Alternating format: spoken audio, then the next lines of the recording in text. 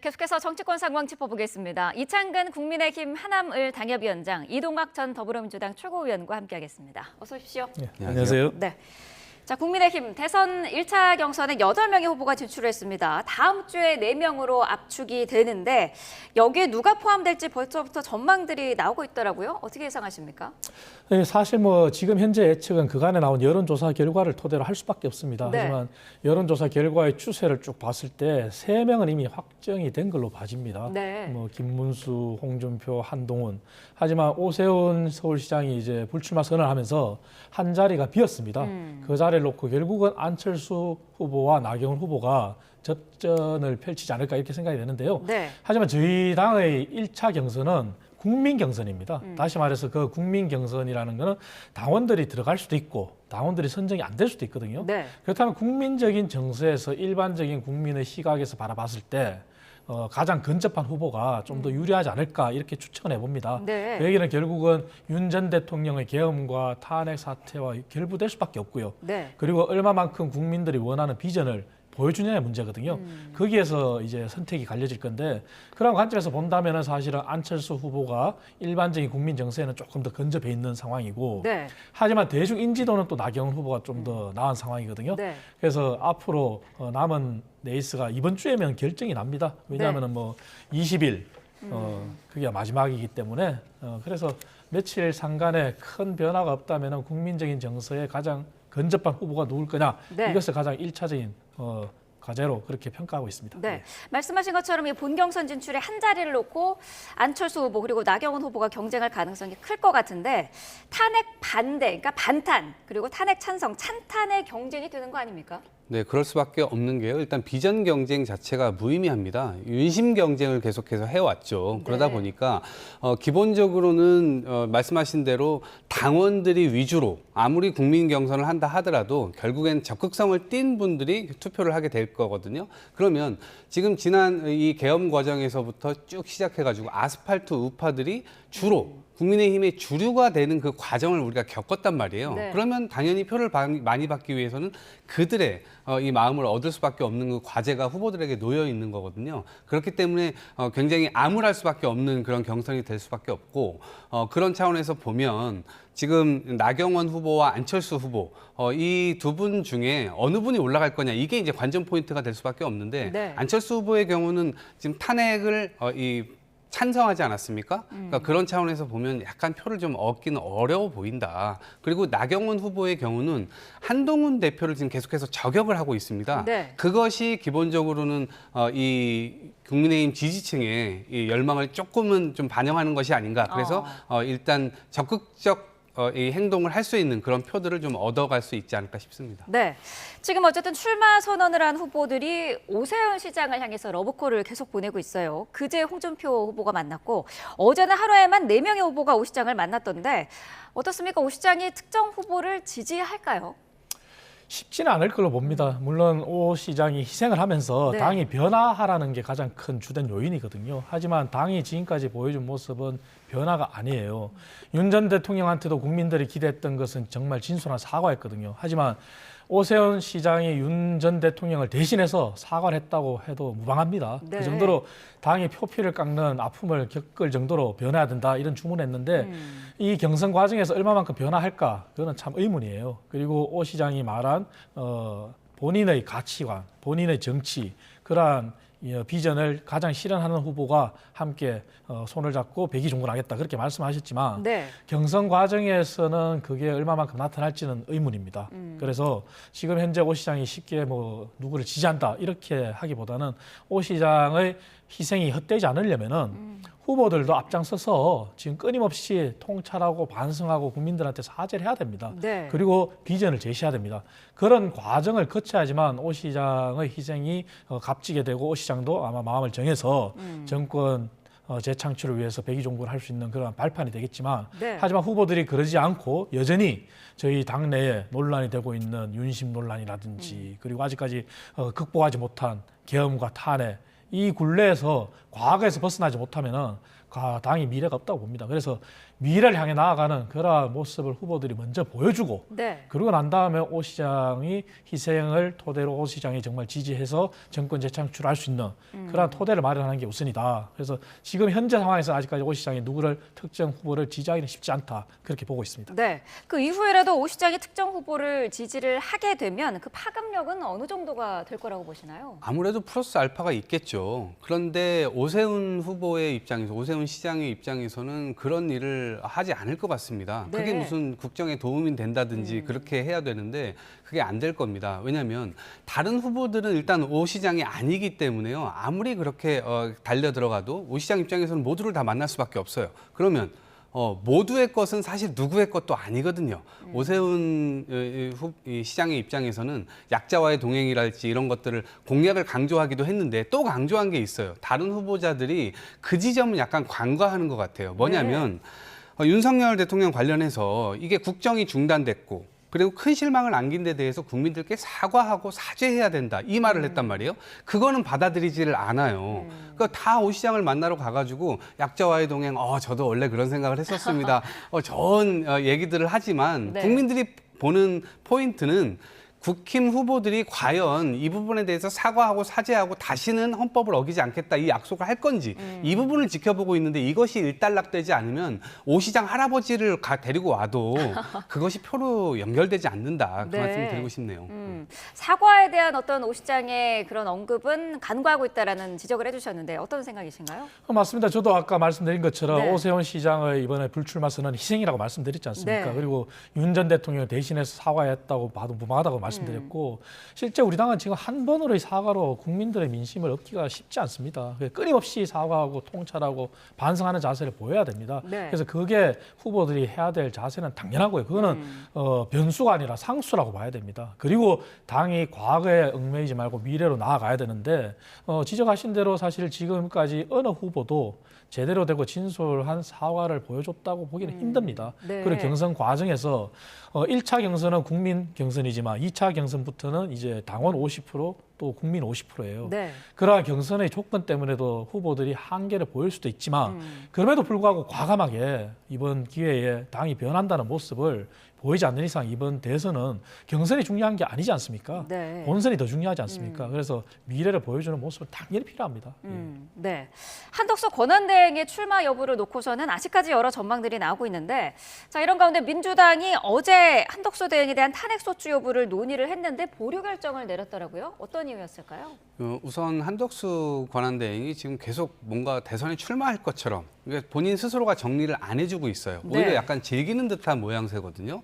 이거는 완전히 어불성설인 게 기본적으로 헌재에서 결정된 사안도 이행을 하지 않았고요. 그리고 국회에서 통과된 법안, 그러니까 상설특검 법안도 여러 개가 있고요. 그다음에 지금 그 공수처 관련해서도 검사를 7명이나 지금 추천을 해놨는데 이거 임명조차 안 하고 있습니다. 네. 그러니까 본인이 해야 될 일을 지금 안 하고 있는 상황이기 때문에 위헌, 위법 이거를 저지르고 있는데 과연 대통령 출마 이게 가능이나 한 얘기인가 저는 굉장히 의아스럽고 무엇보다도 이번 대선을 관리해야 되지 않습니까? 그런데 본인이 지금 출마할지 말지 선수로 뛸지 말지 하면은 그 심판 과연 공정하다고 믿을 수 있을까요?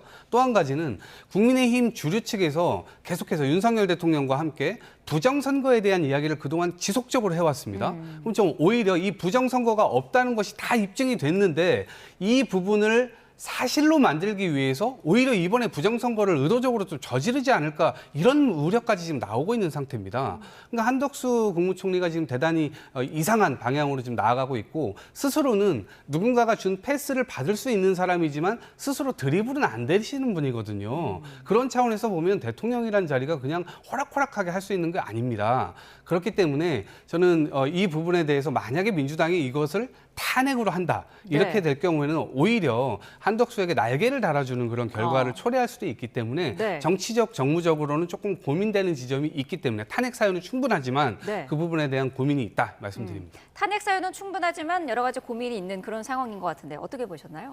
그렇습니다. 민주당은 아마 한덕수 총리 권한대행이 출마한다는 걸 기정사실로 받아들이고 있는 것 네. 같습니다. 그렇기 때문에 정치적인 판단을 한 거죠. 그래서 탄핵 얘기를 꺼냈다가 탄핵을 했을 경우에 오히려 정치적으로 역풍을 불 수 있다 이런 네. 판단하는 것 같습니다. 그래서 민주당이 자제를 하는 것 같은데요. 사실은 민주당도 지금은 탄핵 얘기를 꺼낼 게 아니라 한덕수 대행의 출마 여부는 본인한테 물론 달려 있습니다. 그리고 우리 당내에 의원들 일부가 단일화 얘기를 꺼내고 있고 그게 갑론을박이 있는 것도 사실입니다. 네. 하지만 지금은 얼마나 위중한 사태입니까? 왜냐하면 관세 유예가 되면서 관세 전쟁에서 이제 협상을 해야 되는 상황이거든요.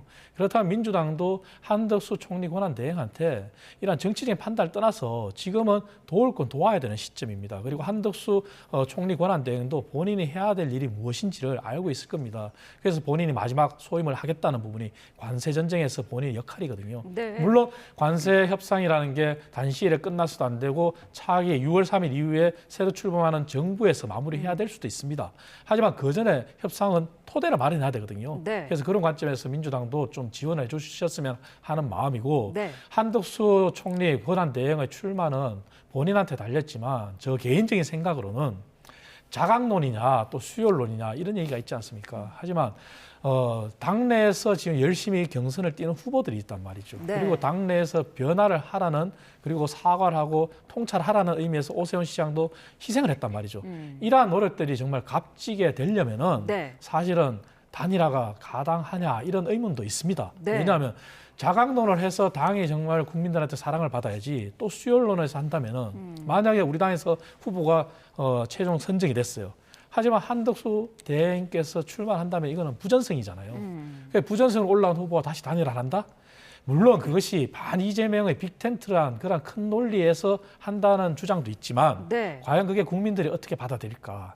다시 국민의힘이 과거로 돌아가는 건 아닐까 하는 이런 판단도 할 겁니다. 네. 그래서 지금은 한덕수 권한 대행의 시간도 시간이지만 국민의힘의 시간도 국민의힘 시간이에요. 그래서 더 이상 이러한 단일화 논쟁에서 정치권이 휘말려도 안 되고 네.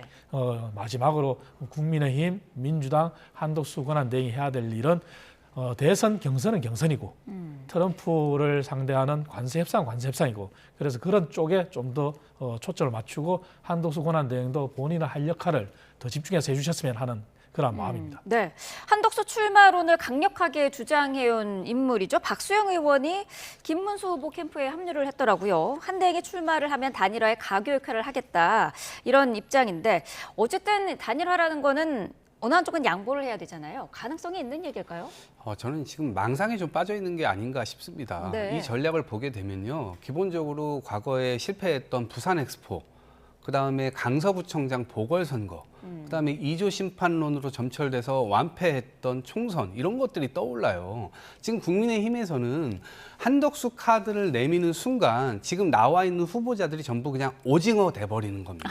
네. 그러니까 그 후보자들도 이제 되게 불쾌할 것 같거든요. 아니 경쟁력 있게 내가 나와서 싸우겠다 이러는데 너희들 다 경쟁력 없어. 이 사람으로 해야 돼. 이런 얘기를 계속 피운단 말이에요. 그런데 아까 오세훈 시장이 지적했던 바대로 사과와 이 반성 이런 것들이 기본적으로 전제되지 않으면 이번에서 아무런 비전을 내세운다 하더라도 네. 그것이 국민들 귀에 들어갈 리가 없잖아요. 그리고 이 일종의 예를 들어보면요. 지금 국민의힘 경선은요. 좀 상한 음식을 다 내어놓은 뷔페집에서 이 음식이 다 상했으니까 새로운 상품을 내놓자 해가지고 포장지를 딱 씌워가지고 상품을 내놨는데 그 포장지 뜯어보면 그 포장지 역시 상한 음식이란 말이에요. 아무도 이거를 사 먹을 수 없는 상황이에요. 그거를 제대로 바꾸려면 아까 말씀드렸던 헌법을 절대 어기지 않겠다, 헌법을 지키겠다, 이것에 대한 이 국민들 앞에 약속 먼저 필요한 거죠. 그러니까 네. 아무리 뭐 다른 사람을 외부에서 데려온다 하더라도 그것이 경쟁력 있는 얘기가 될 수 없습니다. 그리고 국민의힘 후보자들은 기본적으로 되게 불쾌할 수밖에 없는 그 상황이 계속 연결되고 있는 것 같습니다. 네. 국민의힘 내부에서는 또 윤석열 전 대통령과 확실한 선긋기를 해야 한다. 이런 목소리도 나오고 있습니다. 유정복 후보도 그렇고요. 김재섭 의원도 그렇고 한동훈 후보도 지금 자신을 제외한 다른 후보들이 윤심팔이를 하고 있다 이렇게 비판을 했더라고요. 맞습니다. 당연히 그 부분은 필요하고요. 네. 그리고 사실 지난 박근혜 전 대통령과 비교했을 때 정확히 이렇게 싱크 요일이 됩니다. 왜냐하면 박근혜 전 대통령은 탄핵 이후에 자중하고 그리고 검찰 수사에 집중하고 그리고 당으로부터 좀 멀어져 있었습니다. 하지만 지금은 윤석열 전 대통령 같은 경우는 여전히 관저에서 사주로 나올 때 네. 그때 하신 말씀도 이기고 돌아왔다. 이런 말이 사실은 당에 도움이 되진 않거든요. 저희 당은 지금 미래로 나아가야 되고 윤 전 대통령의 과거도 이제는 탄핵이라는 것은 헌법재판소의 판단을 받았고 그리고 계엄과 관련한 내란 문제는 형법의 재판을 받아야 됩니다. 이런 상황에서 과거는 역사 속에 묻고 미래로 나아가야 되거든요. 그리고 물론 윤 전 대통령의 정책 중에 잘한 게 있다면 그것도 개선해야 됩니다. 과거 노무현 전 대통령의 지역균형 발전 같은 경우는 네. 박근혜 전 대통령도 가장 강력하게 개선을 했었습니다. 상대 당의 대통령임에도 불구하고. 그러한 관점에서 접근해야지 윤석열 전 대통령을 등에 업고 경선을 띄고 윤석열 전 대통령의 지지층이 있으니 그 지지층을 바라보고 당이 경선을 한다. 이것은 사실 당이 미래로 못 나아가는 거거든요. 네. 그래서 당이 지금도 과거에 머물면 안 되고 미래로 나아가야 됩니다. 네. 그리고 윤 전 대통령은 이제 과거의 역사의 인물이 됐고요. 그래서 우리 당의 후보들이 지금이라도 비전을 보여주고 윤 전 대통령을 대신해서 끊임없는 반성을 하고 사과를 하고 이런 모습을 보이는 것이 저는 가장 급습니다. 그리고 몇몇 후보만이 윤 대통령과 선긋기를 주장하지만 네. 아마 모든 국회의원들이 이런 모습을 보인다면 굳이 윤 전 대통령의 얘기를 언급 안 하더라도 자동적으로 정리가 될 수 있을 거예요. 네. 그래서 이러한 모습들을 저는 당내 국회의원들 그리고 원외위원장들이 모두 다 함께 지향해야 될 지점이라고 저는 보고 있습니다. 네. 자, 민주당은 이변이 없을 거라는 전망 속에 김경수 그리고 김동연 후보의 연대설은 계속해서 나오고 있습니다. 일단 두 사람은 선을 그어놓은 그런 상태인데 그런데 경선이 진행이 되면은 좀 본격적으로 논의가 되지 않겠느냐는 얘기는 있거든요. 글쎄요, 연대설이 왜 나오는지 누구로부터 나오는지 사실 이해를 잘 못하겠는데요. 네. 이 두 분이 뭔가 합쳐가지고 이길만 하다 혹은 그럴 상대여야 이런 얘기가 신빙성이 있게 들리는데 이 두 분은 오히려 이 경선판에 굉장히 좋은 반찬 역할을 또 해주고 계시고 그리고 민주당의 어떤 이 역량을 좀 더 확장시키는데 그리고 논의의 어떤 폭을 예를 들면 증세 논의랄지 이런 굉장히 용감한 논의거든요. 김경수 네. 후보가 얘기했던 그런 거라든지 아니면 지방 소멸과 관련돼서 지방의 경쟁력을 어떻게 강화시킬 거냐 이런 식으로 뭔가 좀 풍부한 역할을 하는 것이지 그것이 무슨 단일화 이걸 논의해가지고 어떻게 하겠다는 거죠. 그래서 그 지점들은 제가 볼 때 국민들이 별로 바라는 것 같지 않고요. 네. 어쨌든 대세로는 정해져 있는데 이 부분에서 민주당이 과연 지금의 내란을 종식시킬 수 있느냐. 지금 경제 위기 굉장히 심각한 상황인데 이것을 과연 정상화시킬 수 있느냐. 이러한 믿음과 신뢰를 보여줘야 될 때거든요. 네. 근데 단일화 논의를 한다고 해서 그런 것들이 좀 쌓이지는 않을 것 같습니다. 오히려 정책 논쟁을 좀 풍부하게 해가지고 네. 민주당이 지금 안 그래도 거의 어대명으로 좀 정해진 분위기인데 네. 이 지점에서 뭔가 좀 더 볼거리를 제공하는 것이 훨씬 더 좋은 일 아닌가 싶습니다. 어떻게 생각하세요? 민주당은 뭐 이래나 저래나 이재명 전 대표가 후보가 되는 것은 뭐 당연한 사실인 것 같습니다. 네. 그래서 민주당이 그간에 이제 경선룰도 과거의 룰에서 바꿨지 않습니까? 그러한 부분도 사실은 이재명 전 대표가 후보가 되는데 날개를 달아주는 격이라고 저는 보고 있거든요. 네. 그래서 순회 경선을 한 일주일간 하지만 어떠한 형태로 가든 간에 이재명 대표가 되는 것은 뭐 이정사실이다. 네. 그렇게 보고 있고 다만 민주당이 뭐 남의 당 얘기지만 국민들한테 지지를 받고 하려면은 김동연 지사가 지적한 것처럼 이재명 전 대표도 후보로서 정책에 오락가락해서는 안 될 것이다. 네. 대표적인 게 이제 기본소득 부분이지 않습니까? 하지만 기본소득을 포기했다고는 얘기 안 하고 있어요. 네. 그러면서 이제 성장과 분배 중에 성장을 중시하겠다 그래요. 하지만 저는 민주당이 성장을 얘기할 수 있을 때는 문재인 전 대통령의 경제와 교과서에도 없는 소득주도 성장이 잘못됐다는 걸 인정할 때 그때가 가능할 거라 저는 봐요. 왜냐하면 단적인 숫자 하나만 말씀드리면 자영업자가 14,000명 줄었어요. 하지만 그 이면에 고용주 있는 자영업자가 25,000명 줄었고 고용주 없는 자영업자가 11,000명이 늘어났어요. 네. 그래서 14,000명 자영업자가 줄었는데 이 얘기는 결국은 실직과 관련이 있거든요. 그래서 이게 결국 소득주도 성장의 역설인 최저임금의 급격한 현상 네. 그리고 경기 침체 이게 결부돼 있는 거거든요. 그래서 이재명 대표가 좀 더 뭐 지지를 받기 위해서는 정말 일관되게 자당의 후보가 지적한 것처럼 정책을 보여주고 본인이 성장을 얘기할 수 있을 정도로 잘못된 정책은 잘못됐다고 지적하는 게 필요하다. 네. 그렇게 보고 있습니다. 네. 빅텐트론에 대해서는 어떤 의견이신지도 궁금한데 일단은 보수 진영에서 흘러나오고 있는데요.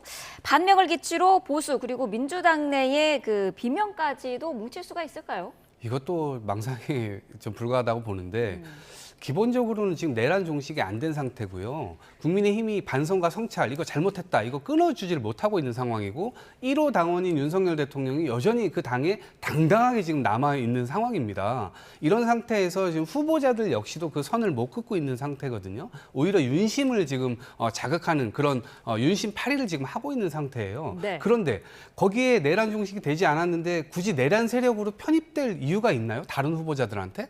그럴 이유가 전혀 없죠. 오히려 그건 너무나 바보 같은 현상이죠. 오히려 저는 양양자 전 의원 그런 점에서 굉장히 비판을 하고 싶은데 갑자기 국민의힘이 뛰어들어가서 거기서 경선을 하겠다고 하면 과연 그게 누가 그 박수를 쳐주겠습니까? 역사적으로 굉장히 큰 오점이 될 것이고요. 그런 일들은 빅텐트라 할지라도 전 그건 허용되지 않을 것 같고 네. 오히려 텐트는커녕 기둥 하나 세우지 못한 결과가 된다. 그래서 내란에 대해서 반성하고 사죄하고 다시는 헌법 어기지 않겠다. 이 약속이 중요한 거지.